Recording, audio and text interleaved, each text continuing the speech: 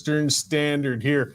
I am indeed Cory Morgan, and thank you for joining me for what's going to be a good, better part of an hour, covering some news issues, covering a little ranting on my part, and some feedback back and forth. I got a great guest coming on, Shane Wenzel of Shane Homes. Yes, his father named the company after him. Shane's sort of the principal there these days, I believe. And we're going to talk about home building. It's not as dull as you might think. Like, we've got a real issue going on. We got a lot of people coming to Canada, settling in, which can be great, but we are not coming anywhere close to keeping up with building the housing supply to keep all these new Canadians. And a lot of governments are in the way. So Shane can be able to really lend a lot of insight into what is it going to take to speed up construction or get these things done, and what's been in the way, what's making it so hard to get enough housing built in Alberta. So yes, it's good to see you there checking in, guys. Chris there from North Okanagan and Debbie from Tabor. Use that comment area, guys. Have discussions with each other. Send questions my way, my guests' way. I don't necessarily read them all out, but I do see them all up there, and I appreciate it. It reminds me there are people actually viewing this and listening and taking part and participating, and I'm not just talking to myself like I tend to do when I'm driving. So keep it going, guys. Again, as I always like to remind folks, though, keep it civil. We can take everything seriously without taking it too personally and getting on each other's cases. So I'm going to start with what's got me wound up and something I'm kind of taking personally. You know, small towns, they've been getting a bad rap lately. They've been demonized by the crazed woke left all over a song. So let me talk about small towns a little bit. I live in Pritis, Alberta. It's a little hamlet in the Rocky Mountain foothills, just west of the city of Calgary. I'm near Calgary, but I'm in the bush there. That's why I get those great pictures on my game camera.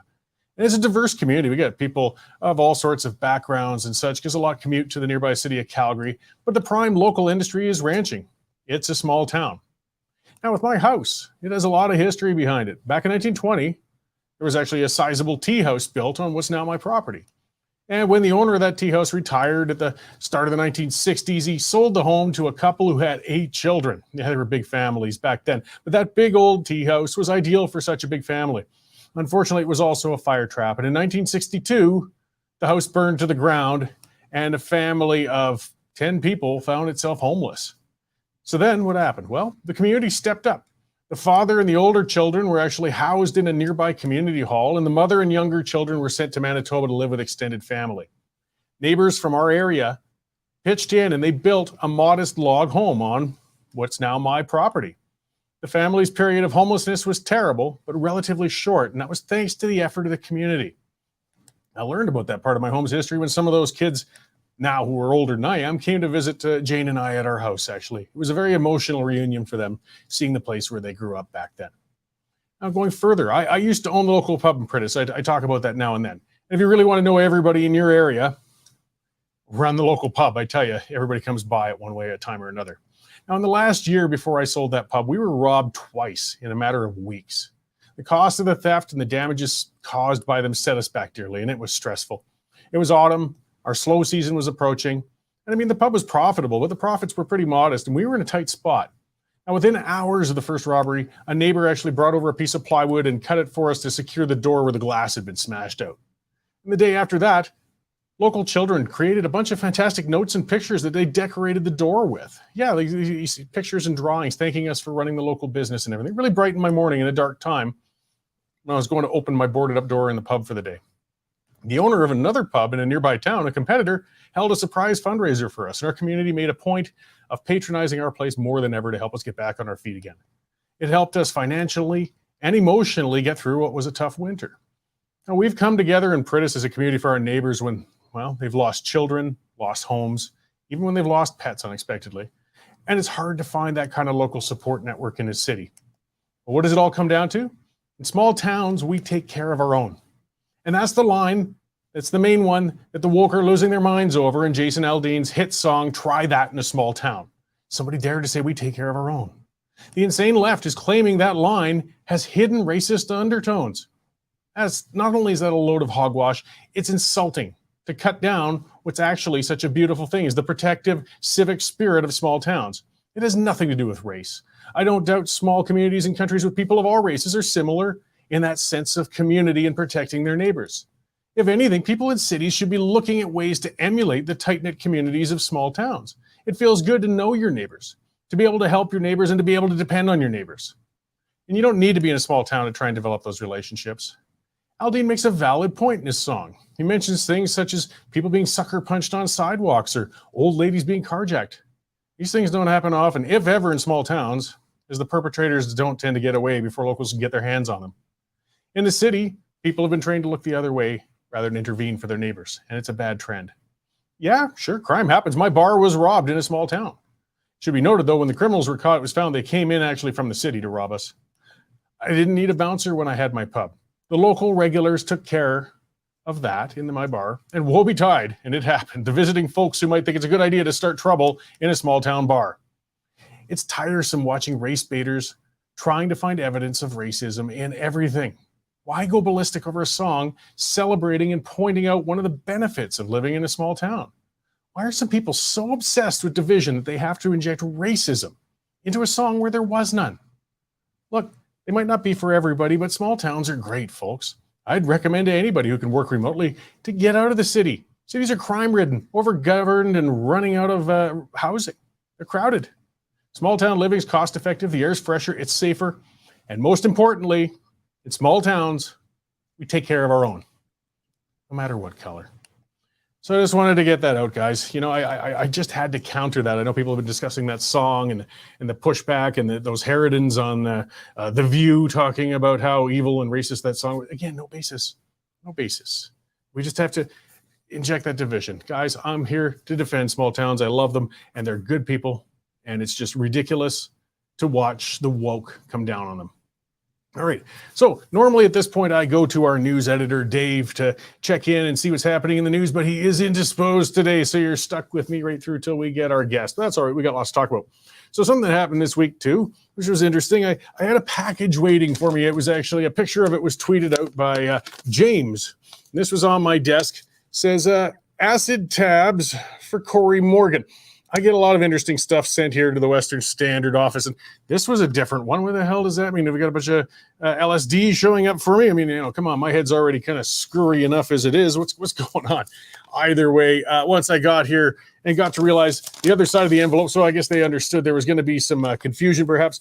It says, "Don't worry, it's for the bees." Ah, yes, and the sticker. So this came from it's a literal acid treatment for mites. From the guys, Mike and Pedro at Freedom Honey, it's called. And they've got a good sense of humor on them, and they've got a good cause. Actually, they raise bees out by Edmonton, and they sell the honey, and it goes towards veteran causes. Check them out, actually, on Twitter, and I think they're in other areas of social media, Facebook and such, Freedom Honey. And they sent me, because I'd had some bee challenges, some acid treatment to try and keep those mites down, because they know I'm a beekeeper. So, yes, it was a nice surprise. Hey, keep sending things to the office, but, you know, be careful, guys. I don't want anything that ticks or leaks or any strange stuff like that. But I guess, you know, acid tabs are welcome, of the right kind. So, yeah, nothing fearful or terrible happened in here. But lots of good things happening. All right, so let's see. I'm going to have a look at the Western Standard website then, and I'll kind of run through what Dave would have told us is topping the news today, because that's what's important with our site. We cover news. We have reporters all over the place, and we're writing that stuff up. Right now, there's the Calgary police are hunting a suspect in a deadly hit and run. You can see the headline there. So if you know this guy, you know where he is, you know, have a look at that picture, have a look at the video, call it in. Somebody was run down and killed, and he took off, which is always terrible. Another story that always gets to people. Toronto police, I saw this one earlier, a canine officer, Bingo, was shot to death during a search for a gunman. These police dogs, you know, it's true, and it's just a human nature thing.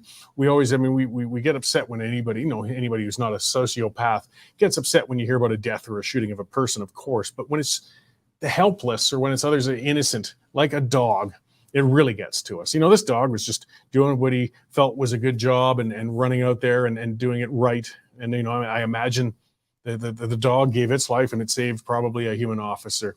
But let's, you know, recognize that dog's service, and hope that in this country so prone to weak sentences to criminals and such, that there is a very, very strong sentence awaiting the man who killed that unfortunate dog that was doing its job there. I hate reading about stories like that. But, well, good work, Bingo. Thanks for your service. In Edmonton, yeah, there's a video of a high-risk homeless camp, a large one in Edmonton's Chinatown that I guess the city is dismantling, so they've had enough. It's one of those difficult areas, and again, our Arthur Green covers that sort of stuff all the time up in Edmonton. It's happening in every city. It's a real problem: homelessness, tent cities, crime, the addiction, and all that goes with it. The difficulty is you can dismantle these large camps, but where do these people go? I mean, they need somewhere to go, and we get frustrated. You can't let them just set up large tent camp encampments and that lead to social disorder and problems indefinitely. But we do have to wonder what's going to happen to these folks. Where are we going to put them? Okay, they're out of that homeless camp in Chinatown. They're just going to scatter and set up in homeless camps in other areas. And you can keep playing whack-a-mole and chasing them down. But in the end, we got to figure out what to do. I mean, the snow is going to fly in a few months. I know nobody likes to hear that right now. But these homeless people are going to need shelter. And the reality, too, that not enough people discuss, though, when it comes to these particular encampments. Look, the vast majority of the people in them are addicts. Let's not beat around that bush. Let's not allow that narrative to go on. Oh, there are people who fell through the cracks or people who just couldn't get enough of a living wage. No, guys, they're addicts. They need treatment. They need help. I'm not saying we should dismiss these people because they're addicts. In fact, quite the opposite. We should be going out of our way to find ways to get them into treatment, because that's where it all starts and ends. As long as they're addicted, nothing else is going to work. As I've said before, I don't know if it was on the show or if it was on Twitter, but there's truth to it. You just take people, say they just need a home. Okay, put them in a house, a bunch of addicts. What do you think you got? Well, you got a crack house. And they're, unfortunately, it's just reality, guys. They're going to trash the place. They're going to rip the copper wires out of the walls. They're going to sell it, and they'll be back out in the streets in another homeless camp. You have to treat the addiction first. Likewise with other people say, they just got to get a job. Well, there's a little more than that. I mean, look at these guys. They are not in condition to get a job yet. They are, again, you got to treat the addiction. Until that's treated, they can't work for people. They aren't in their right minds. And I was at a function last night. It was given, and a presentation by an addiction treatment center. It was very interesting. This one was very family focused. It's such a huge issue. I talk about it a lot. I find it's a personal issue. A lot of us are touched by addiction, whether directly or indirectly through family. I mean, the amount of overdoses is just horrific. The amount of young people we're seeing on the streets with those drugs eating them alive.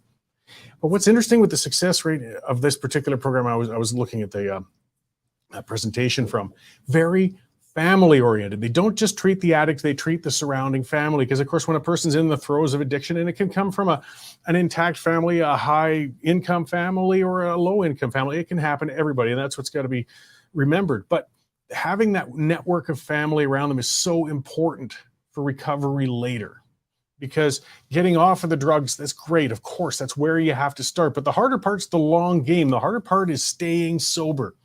And if you don't have a network of people around you, you're going to have a very hard time doing it. And unfortunately, the people on the streets often may have lost their family relationships, or maybe they weren't in a good family relationship to begin with.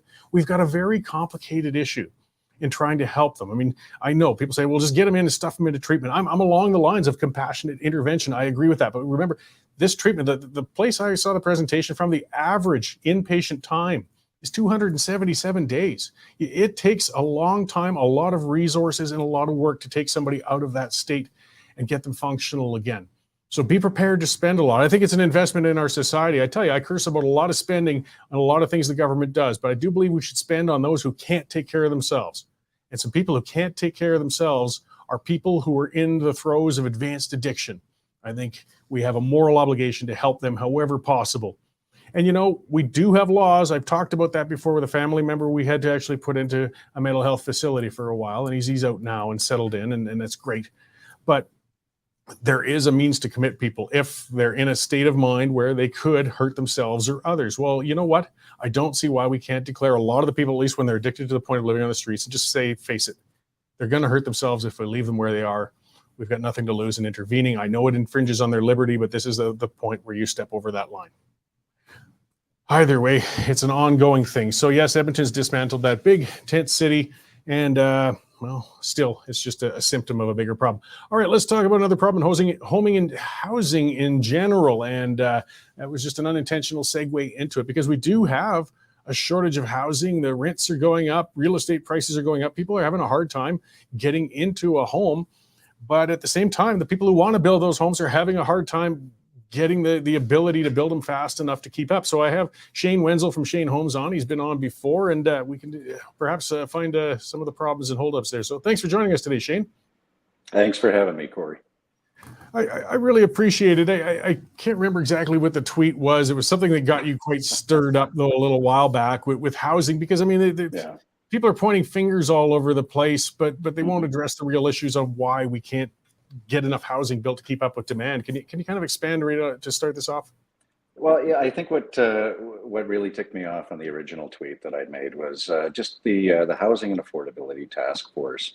And I guess why it frustrated me, Cory, is that here we had a bunch of city experts and other experts get together, but the only expert missing from around the table was the housing and development industry and what we could do to support the goal.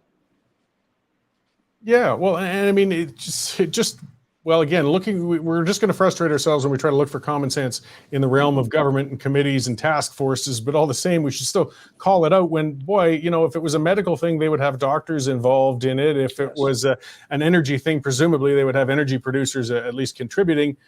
If you're looking to build more houses, why don't you have the developers and home builders giving some input on it? Well, it just seemed to be common sense in my mind, and I think in yours as well, and a lot of people's. But, when I look at the task force, I guess where the biggest frustration came in is it was really addressing the social issue and subsidized housing more than it was, affordable market housing and trying to get through the boom that we're going through in Alberta right now, being such a popular province to move to.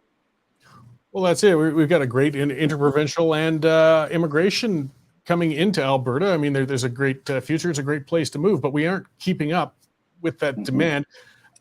And these task forces, as you said, they talk about subsidized housing, things like that, but often they dodge. The reality is that we need supply. It doesn't matter how much you subsidize. If there are not enough houses, you've got a problem.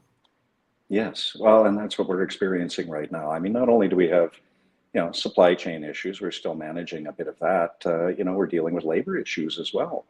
The quick estimate off the top of my head would be that in this province, we need about 90 to 100,000 homes built. And we have the capacity for about 36,000 in total. That's a far cry from where we need to be to handle the onslaught that we're dealing with. And, we're welcome that, we're obviously happy to have it, I should say, but, not at the expense of people not being able to take their homes or not being able to afford their homes. And that all comes down to supply. So there's two hindrances. We've talked about that when you've been on the show before. I'll start with the one that was regulatory. Now, I mean, again, when you get discussions with people, oh, well, we got to regulate to keep homes safe and have a standard or a certain environmental standard.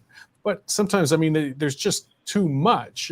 Where could we reduce some regulations to make it easier for you guys to keep up and keep building? Well, I mean, obviously, simple economics, supply and demand. I mean, we're quelling the supply based on an ideology that is just kind of foreign to me. And to drop that red tape associated with that ideology would be the first best place to start. We've taken what I like to say is a relatively simple concept of building a house and building an energy efficient home, and we've turned it into something just completely complex to the point where it takes anywhere, depending on the company. I mean, it could take anywhere from 60 to 150 days longer just to build. I mean, that just seems ridiculous for when you're trying to supply housing to people and in an affordable fashion. Well, yeah, and that was something we talked about before. I think it was something along the lines of 7 years from concept to construction, assuming every hoop has been jumped through, every license has been found, and every application has been approved. Anywhere along the way, that could get shut down. I mean, there's millions and millions of dollars spent before you're even seeing a foundation starting to be poured, and that all comes down to the cost of the house in the end. Well, sure it does, and it's the end user that bears the cost. There's this perception that it's the developer, the builder that's absorbing it. Well, you can't absorb it at the end of the day when you're used to purchasing land and you're in the ground within a couple of years. 7 years is a tremendously long time, and that just seems to be the norm, and it's getting longer, it seems, every day. So everybody's trying their hardest, and you just kind of long for the days when you had a strong partnership with planning and the city of Calgary, and that just seems to have imploded over the last 12 years. So I see one of the commenters saying when we say homes, doing apartments or houses or both. I mean, I imagine when I say Both. home, I mean both. I mean, it's all Mhm. somewhere where somebody can be housed, and there's demand for each. Are condos facing the same sort of hindrances in trying to get zoned and built as houses are? Sure they are. And I think that's, it's one of the many challenges because, of course, it takes longer to build, but you can put a tremendous amount of units out there when you look at some of the high rises in downtown Calgary, but even when you look at a lot of the 4 and 5 story apartment buildings out in new suburbia. It takes at least a couple of years just to get the approvals in place, and by then you may have missed the market. But in this case, you could probably build it now, and people will just generally come. But why such a holdup when you've taken care of everything that's written in black and white? Why are we dealing with a file manager who wants to put their own personal touch on it? I'm just kind of baffled by all of that. Yeah, well, so that was an interesting comment, and then Don Sharp was a commenter as well, saying, what's the best way to streamline some of these issues with the paperwork, inspection, and regulation to delays? So you're saying sometimes it is a person just kind of wants to make their own little unique footprint, I guess, on a project, and In some cases, Cory, that's what's happening. In some cases, you need parks to agree with roads, to agree with the fire department on certain things, and you can understand that they want to dot their i's and cross their t's rather. But I mean, ultimately, what we're trying to do is we're trying to provide housing, and the longer it takes, the more expensive it gets because every day costs you more and more and more. that's it. I mean, we could just, flick a switch and bring more labor in overnight, or there's a lot of challenges. We still got to look I, at a long game. But some of these regulatory things, we should be able to, if the will was there, be able to mhm, change those pretty quickly. But you mentioned ideology as well, and it's not unique to Calgary. That there seems to be a mhm, lot of municipal governments that have a fixation on urban density and fighting outward yes. growth of the cities, and that makes things problematic as well. I mean, inner city infills are beautiful, but they aren't cheap, and we need stuff a little faster and a little wider if we're really going to meet that need. Well, and that's really it, Cory. That's the challenge with the ideology is that, it maybe works in theory, but, this isn't Europe. We're not building up as much as we are building out. And when you take a look at a lot of the new suburban subdivisions, quite honestly, uh, they're they're more dense than even some of the inner city neighborhoods. So I mean, you've seen a tremendous shift over the last short while, driven by the consumer. And I mean, really, isn't that what we're doing it for? We're trying to build homes for people, and we're trying to allow them the choice rather than pigeonholing them inside an ideology. Because if they don't build here in Calgary, if a smaller center like Airdrie or Okotoks or Chestermere are prepared to accept that, then they go there. Which actually leads to less density and all those things that they were ideologically opposed to in the first place. I mean, they're trying to save the Hmm. world and reduce emissions. Well, we have people commuting a longer distance to get to work because they've been ironically driven out of the city environment for affordability reasons. Sure, they do, and that's ultimately what you're going to start to see happen. I think is if the city of Calgary is going to be more of a challenge, a lot of these smaller centers are prepared to take that tax base, and they'll still be working in Calgary, and you're not going to see the taxes from them.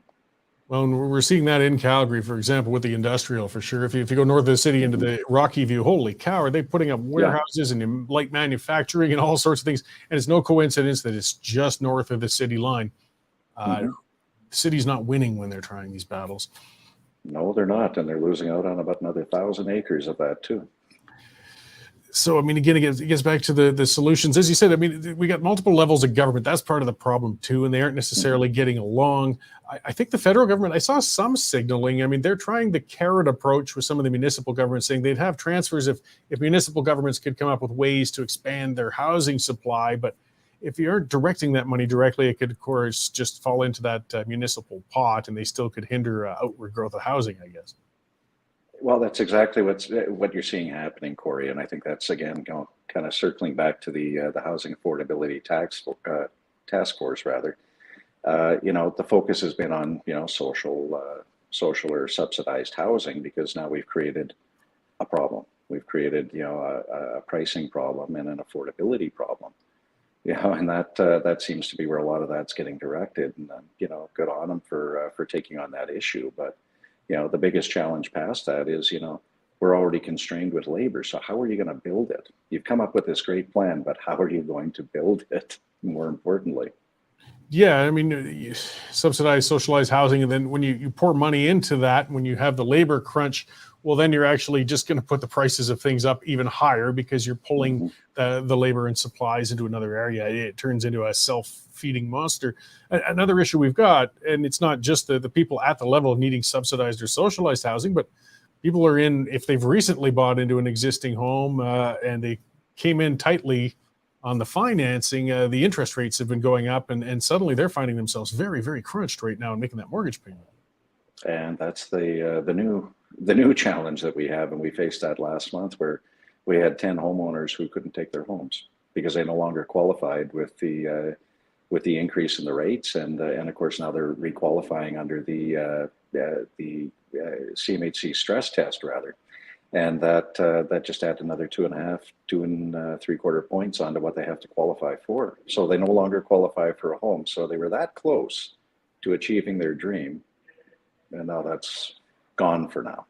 And it's got to be heartbreaking. I mean, we know now it is so hard to get into the housing market and getting going, saving that money, getting the good credit, tightening the belts, and then, as you said, getting that close and suddenly, and I'm sorry, it might take you a couple more years, if ever, because the cost has just shot up yet again. Yes. So, I mean, eliminating that stress test would be the first best thing. And I know that I have a number of people who would argue with me on that, but I just don't think that's a qualification that really needs to be in place anymore. I think, if the federal government follows through on their promise that they're not going to continually jack up rates, which they seem to have failed at to this point, then we wouldn't have these same issues. It also works both ways. When you continually increase rates, I mean, that just puts fear in people. Fear that they're never going to be able to get in, they're never going to be able to achieve that dream, and that's creating, that mass rush as well. Well, yeah, you might reevaluate your decision as well. I mean, oh wow, I'm qualified now, but we're one paycheck away from bankruptcy. If we dive in right now, maybe we'll wait and they'll hold back. But I mean, it doesn't get easier for waiting, unfortunately. No. So has your industry or India's industry associations at least been reaching out to the government saying, hey, talk to us, we can work on this? Like, has there been an effort to try and at least get them to realize that they're missing out on an important perspective? There are literally daily and weekly conversations with every level of government possible. The HBAs, the home building associations rather, across the entire country, even at the federal level, have spent a lot of time with their counterparts in government having these discussions on how to make things more affordable. Now, whether or not they take the recommendations, I mean, that's totally up to the minister and their departments. Well, if they didn't invite your input in the first place, it doesn't sound like they're eager to hear it, unfortunately. But I think they're eager to hear it. But I guess where the challenge comes in, Cory, is that it should have been right up front with the strategy. It shouldn't be, here we've come with a strategy. Now you guys figure out how to make it work. And that's where I really get frustrated, is we should have been involved right up front, and it's disappointing that we weren't. So just to kind of finish up, I mean, one of the big hindrances, and I don't know if you have an answer for it, is our labor shortage, though. I mean, if we streamline things, we get them faster, we got some new areas zoned for it, fantastic, ready to go. What can we do, though, to get more boots on the ground to help build these? I mean, that's a real bottleneck, no matter what the regulations are. Well, that's really going to come down to your immigration policies and the kind of people that you're bringing in and the skill set that they have. I mean, we know where we have the gaps, and our industry is prepared to share that information, and they have with their provincial and federal counterparts. But it's getting the attention of the immigration ministers and ensuring that we are working towards bringing this skill set into Canada and across the country. Yeah, which is a much bigger and complicated, discussion. But I mean, targeting skilled immigrants, whether from carpenters to even just labor. But I mean, it's important. I mean, that's one of the things where we can fulfill one of the things. We're bringing the immigrants in, and they're helping build the homes that they're going to need when they get here. Exactly. And I mean, that's an immediate solution. And a long-term solution is you do have to get young kids and what have you in the trades. What you're seeing or what you're experiencing now is you are experiencing retirements. You've got trades that are longer in the tooth, and they're 65, 70 years old, and they're saying, that's enough. I'm calling it a day. It's time to enjoy my golden years. So you do need kids in the trades. And to be honest, I couldn't think of any generation that has a greater opportunity for a career than they do now in the trades. Oh, very good point. I mean, it would take a couple to a few years to get those kids through those programs, but boy, it would pay off for them and us when we get that influx of trained people in the market. You bet. Well, we'll just have to keep reaching out, keep pressuring government. I mean, there's been a recent cabinet shuffle. Maybe they're receptive to some new ideas in there and listening. Because I mean, as frustrated as we get with the Liberal government, I'm sure they would love, though, to have this housing problem off their back. So, I mean, they got to be somewhat receptive to some good thoughts now and then. With any luck, a hope and a prayer. Hope and a prayer. We'll keep the discussions going. Thanks for calling them out online and coming on the show to discuss that with us, though, because, a lot of people kind of scratch their heads. Well, we need them. Why aren't we getting the houses? Well, there's a lot of reasons, and there's some solutions if the government would start considering them. So I appreciate that. Where can people see you online and where you're speaking and such, Shane? Oh, pretty simple. Just at Shane Wenzel. Just go on any platform. You're going to find me there. All right. Well, thanks again for coming on, Shane. It's always a good conversation when you come on, and one of these days we'll get it all solved. I can only hope, Cory. Thanks again, and take care. You bet. So that was Shane Wenzel of Shane Homes. And yeah, it's a great Twitter account to follow. Some good common sense stuff. He's not as belligerent as I am on Twitter. He likes to stick to the points a little more. But, you can follow both, right? You can get me cursing people out, and you can get Shane making some good points. And one of those points, see, that's one I hadn't even thought of. That's why I like having these guests on here. I can't think of everything. But the trades, that's something that drove me mad. I finished high school in 88 in Banff. And yeah, I spent some time in a private school prior to that. It's understandable from the private school. Public school still. I went through school, came out. I didn't know what a trade was. I really didn't. I didn't know what a journeyman was. I didn't know what any of these things were. An apprenticeship. I think in some fantasy novels I'd read, magician's apprentices and things like that. Like, we were not taught that. Why? Why are we not taught that in school? Why are we not taught that path is there? I mean, that's been a long time. I don't know. Maybe some commenters can speak up and let me know. Are the schools allowing a little more of that discussion? Because I mean, some of the discussion when I came out of school was along the lines of, you're either going to get a university degree or you're going to be a janitor, and there's nothing in the middle. That was a lot of what the attitude was. And not everybody is geared to the academic path. And there is absolutely nothing wrong at all with these trades. And as I say, we're all paying the price now, as Shane pointed out, for the lack of the trades. I mean, do you see any starving electricians or plumbers or carpenters right now? Millwrights? No, they're busy. They're making good money. They got solid, secure work, and they're providing products for us. We don't need more women's studies graduates, guys. We've got enough gender ideology study graduates out there. I promise you, we don't need more philosophers, but we could sure use a heck of a lot more plumbers. So yeah, maybe it's time to readjust. And there's no shame whatsoever in going into a trade. That's what it felt like when I graduated. Like, it was shameful to go into a trade. That's ridiculous. It's absolutely ridiculous. And what's this commenter? See, my daughter just graduated as a journeyman welder out of Fairview after attending public school. There we go. The comp in Grand Prairie. Good. Yeah, welders. Hey, that's good coin. And there's again, there's always demand for those things. We got to reevaluate some of our thinking. And a lot of, speaking of kids who fall through the cracks on graduation, if they don't know that path is there, they aren't going to pursue it.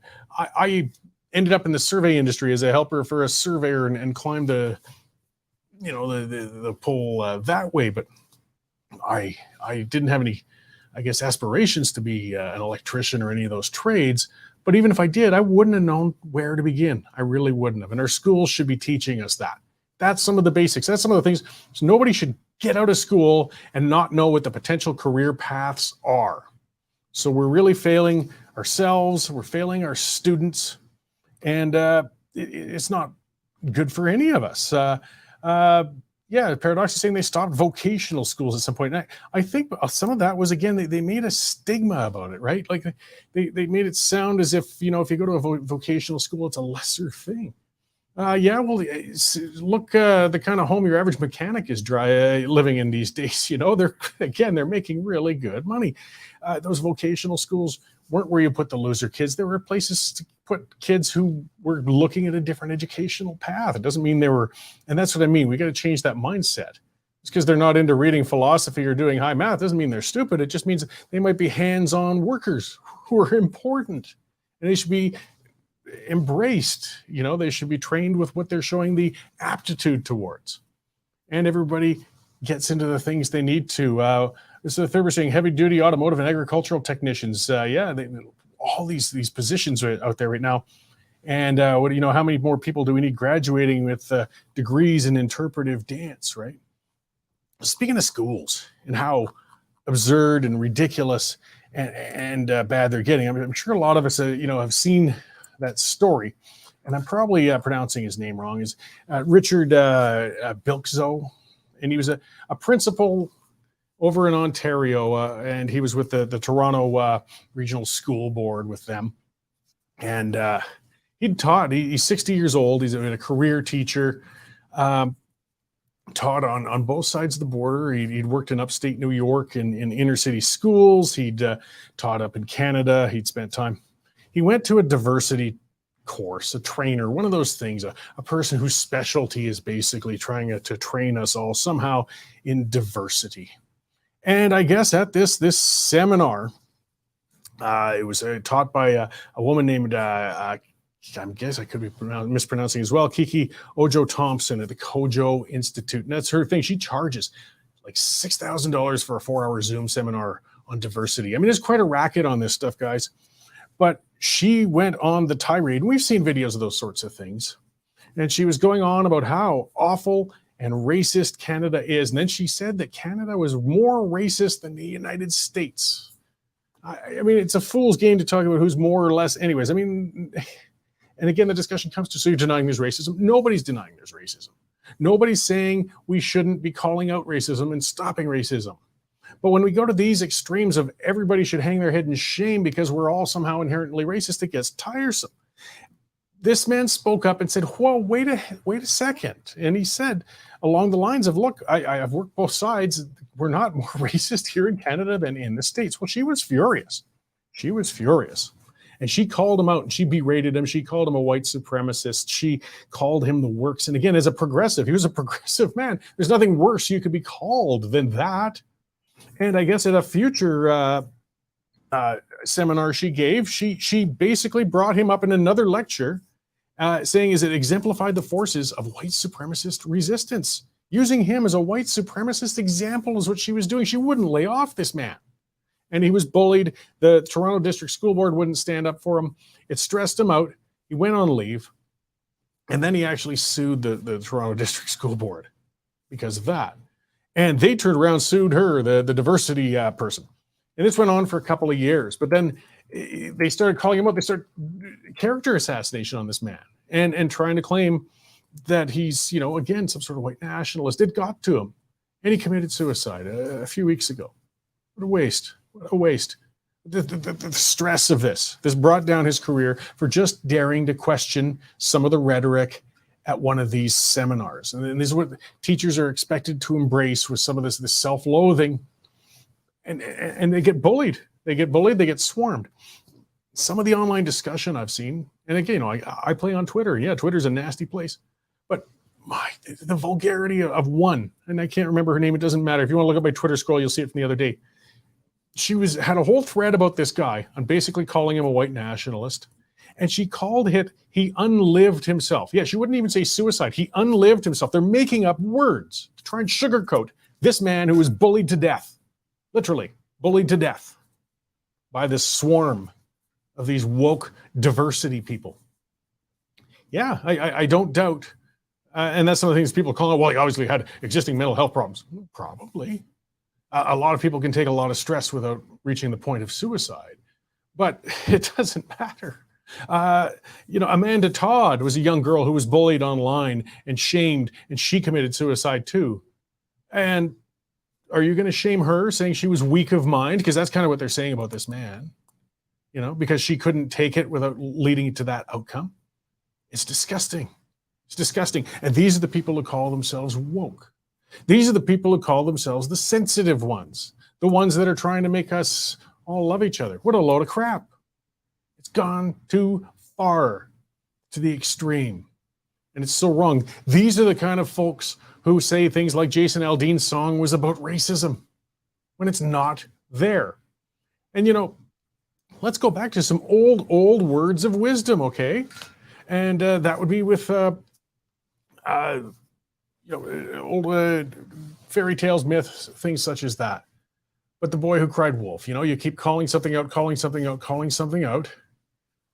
Eventually people stop believing you when the real issue happens. Because again, there is real racism out there. There really are some white nationalists out there. I tell you, they're a minority of a minority, those losers. It's not even like the days I remember being young in Calgary in the late 80s, early 90s when I moved here. And there were literal skinheads who would show their faces on the street. They'd walk around. These guys embraced their gross white nationalist ideology. Times have changed. You don't see guys walking around with swastikas tattooed on their foreheads and shaven heads and their boots on like that anymore, because the public won't put up with these idiots. And they still exist. They're just, again, a small amount of clowns, and they should be taken seriously. Some of these nutcases actually hurt people sometimes. But when you're busy going after progressive high school principals for fake cases of white nationalism, or if you're going after country songs for where apparently the root of racism is, you're going to overlook the real racists who are out there, who are wandering around, who perhaps really do want to cause problems, who really do want to victimize people, who really do want to divide people more based on their religion or their race or other such things. We've overshot the target, guys, badly. And it's gotta come back. Either way, this man's life was lost. And to see these guys ripping into this man, his body's barely cooled, and trying to rip his character down to protect basically what they think is a good idea with these diversity seminars where you call people out and rip them apart like that. It's repugnant to behold. And call them out back, guys. That's what's got to happen. You got to stand up like this man did. Unfortunately, it led to his death. But at least he stood up in that room and said, hey, you're spreading BS. And let's talk about it. And and again, he wasn't belligerent about it. He was just saying, no, I don't agree with you. You're not allowed to disagree. You're not allowed to disagree. You disagree, we will swarm you. We will shatter your character. We will cancel you. We will take away your career. And in the end, it took away this man's life. These extremists that manage some of this diversity have to be put off to the side. They're beyond the pale. They've gone too far. Let's see. We'll get into the check into the agricultural world pretty quickly here. But first, I'll hit quickly on, as we mentioned earlier, there's been a cabinet shuffle. This is what I see as Justin Trudeau desperate. I mean, he's been over and over. The polls are showing they're slowly but surely declining. I mean, at best right now, if an election was held tomorrow, you'd have a conservative minority government, and I don't see who they could form an agreement with to last a long time. The NDP certainly wouldn't partner with them, but the Liberals would not get the most seats in the House if another election was held. And that trend keeps going down and down and down. There's only two things a government can do in that case, is change leaders or really shuffle the cabinet and hope that you've refreshed things enough that people will look at you with a new eye and change things. I think it's too little, too late. We'll see. But yeah, Mendicino's out, the Minister of Lies. I mean, that was a given. That guy's a clown. He probably, even Trudeau realized he'd had to get rid of that guy months and months ago, but he had to wait for the opportunity of the next shuffle. So he's finished. Omar Al-Habra, I'm so terrible with names, but he's out. He was in transportation, of course, the mess with the airlines, the strike on the dock. Carolyn Bennett, she's been there for over 25 years. And yeah, she's out. Like, when we're not talking about, moving from spot to spot, they're out of cabinet altogether. So yeah, she's not going to run again. She was behind, she was the health or addictions and mental health minister. So she was behind the big safe supply disaster that's unfolding in Vancouver right now as overdoses, hit record numbers. And addicts just buy the safer supply pills and sell them to other addicts. It's a failed policy. So Trudeau threw her out of cabinet, a few other lateral things, and 7 rookie cabinet ministers. We'll see. But what I see, and I think of the method and way that Pierre Poilievre works, is he's rubbing his hands together, because he's going to have a cabinet full of rookies, hitting. And part of the reason is because Justin wants to keep his balance of women in there. So he really has narrowed his pool on who he can pick for cabinet or not. Not to say there were no qualified women, but maybe not enough to make that 50-50 he wanted, and so on. And Poilievre is going to rip into those rookie cabinet ministers like they've never felt before when that next session hits, and they better be well established, because if that new cabinet can't fix things up, the Liberals are going to continue to decline. All right, well, let's check in quickly with Jim Buzicum of Marketplace Commodities and see what's happening out there in the agricultural commodity world. Hey, Jim, how you doing? Great, Cory. How are you doing? Good, thanks. So what's making headlines for the ag people these days? Okay, so on the ag side, it's probably somewhat, obviously, much less serious issues than what you're talking about today. So harvest is starting in Western Canada. We're looking at some of the first yields coming off, showing the effects of the drought. Southern Alberta, they're starting to harvest some peas, 25 to 35 bushels per acre. Some of the barley harvest, it's very, very poor. We don't expect much different than that to start. The first harvest would be the worst. But as they get into it further, we'll start getting some better, some more results that we can share, potentially next week. As far as markets go, it's a pretty unique situation. Like, Canadian prices are extremely high. We are, to just give you some comparisons, here in Canada, like, we're trading a lot of feed commodities, even export commodities, somewhere's around $400 Canadian per metric ton. If you compare that to what some of the other competing countries, some of the export prices from elsewhere, I'd say we're $100 a ton too high in Western Canada on much of our commodities. So we're competing with Russian wheat, Russian peas, going into China, going into Southeast Asia. Everyone talks about the issues that are on the go out there. Those are serious issues. We get that. But you know what? They're shipping. Ukraine is shipping. Those commodities, they get to the end user. They really don't care who the origin is. They just want the best price, best quality, just like we all do. So it's an interesting situation coming back here, because, we hear quite often that, well, shipping's slowing down, or it's going to be hard to move from those areas. Well, you know what? They're actually offering lower week over week, and we're having a harder time exporting into similar markets that they are. So the markets are showing that product is still moving. Well, and then getting the product grown and harvested is one thing, and getting it to market is another. So with the strike looking like it's going to come to an end in the docks, do you think that they'll have a limited impact then on exports at this point then? So on ag commodities, it has affected some people significantly. Probably for sure, like some of the hay exporters that I know have been significantly affected by it. A lot of the grain and oilseed commodities, it's a slow time of the year to be exporting. It's the end of a crop year. Crop year is August through July.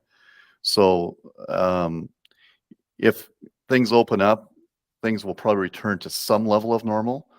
Of course, a huge negative, because it's not just that they open up. It's the fact that they can shut down exports from a country like Canada for such a significant period of time.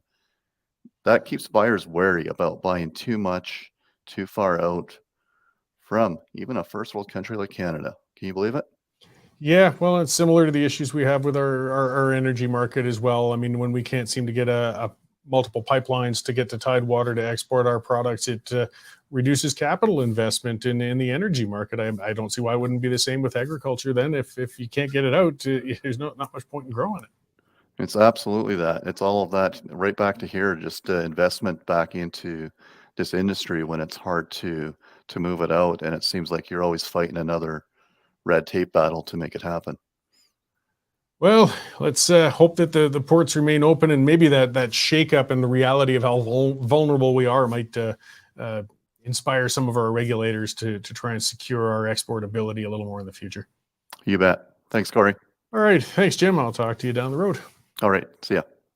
So that was Jim Buzicum of Marketplace Commodities. And yeah, it's just an ever floating, like commodities in general, oil, gas. I mean, if you're trying to invest in a long game, but you get so many variables that get in the way, whether it's port strikes or, as you say, things happening in the Ukraine and Ukraine. I'm still of the old school where you call it the Ukraine.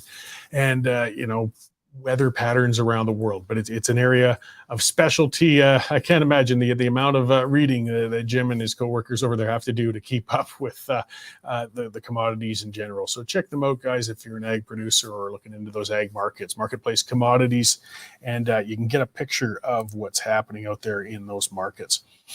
All right. Speaking, I'm going to close out with, I kind of touched on that, the Trans Mountain Pipeline. There's some news came out that we're supposed to basically don't worry about this extra $31 million that was spent on it and the records. Again, government ineptness, the government screwing up. Kinder Morgan, and I loathe that. Whenever some clown says to you, "Oh, but the government built you a pipeline, bought you a pipeline," kiss my butt. Nobody wanted you to buy the Trans Mountain Pipeline. You guys drove Kinder Morgan away from it. They were going to build it for private dollars, not a penny out of a taxpayer's dollar pocket. And it would lead to the employment of thousands of people downstream. And the government screwed with them so badly with the regulation and messing around. They said, you know what? We're out. We're done. And it was a disaster for the government. So they panicked and they went in and they bought the pipeline. But if you want to know the height of stupidity, it's a government-run project. So here we are years and years later, still nothing going through that pipe. They've been working on it and puttering around with it and pissing around with it and shutting it down and opening it up.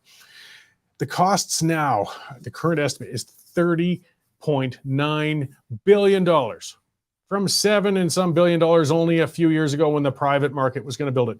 30.9, and it's going to keep going up under these idiots and their management of it. If it ever bloody well gets to the coast, I'm sure they're doing it on purpose. It helps to the case of the people saying, see, energy is not viable. It's not worth it. It's too expensive. I'm saying energy, oil and gas.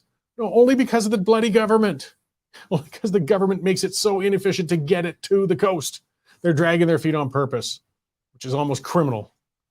And let's just hope that darn thing gets finished at one point or another. But $30.9 billion. And they said we're not going to use any more public money in the thing. They have to. They have to get the bloody thing done. So they're pouring it in. So now they're trying to hide it. 10 million here, 31 million there. It's terrible. All right. Well, that's the show this week, guys. Thank you very much for tuning in. We covered a lot of ground, talked about a lot of stuff. Be sure to subscribe if you haven't already, westernstandard.news/membership. That's how we can stay independent. That's how we keep things rolling, guys. And thank you to you who have subscribed already. Share our stuff out there. Subscribe to the newsletter because you never know when we might not be able to get found on Google and Facebook and all those things. Again, thanks to our rather inept federal government. And I will see you all here again at this time next week. So thanks again. The current Lethbridge feed grain prices are as follows. Cash barley is down $9 at $4.26. Feed wheat is down $14 at $4.22. And corn is down $10 at $406 per ton. In the milling wheat market, September Minneapolis futures lost 34.5 cents at $8.97, with local hard red spring bid for August movement at $10.40 per bushel. In the oilseeds, nearby canola futures are up $8.30 at $832.30 per ton, with delivered values for August movement at $19 per bushel. In the pulse markets, nearby red lentil prices are trading at 34 cents per pound, and yellow peas remain at $11.50 per bushel. In the cattle markets, August live cattle added 60 cents at $178.90 per hundredweight. I'm David Lee at Marketplace Commodities, accurate real-time marketing information and pricing options. Canadian Shooting Sports Association. Without the CSSA, our gun rights would have been taken long ago. These guys are on the front lines helping to draft smart and intelligent firearms regulations and legislation in Canada, and more importantly, educating the public about how we keep guns out of the hands of the wrong people. Become a member. It's absolutely worth every penny.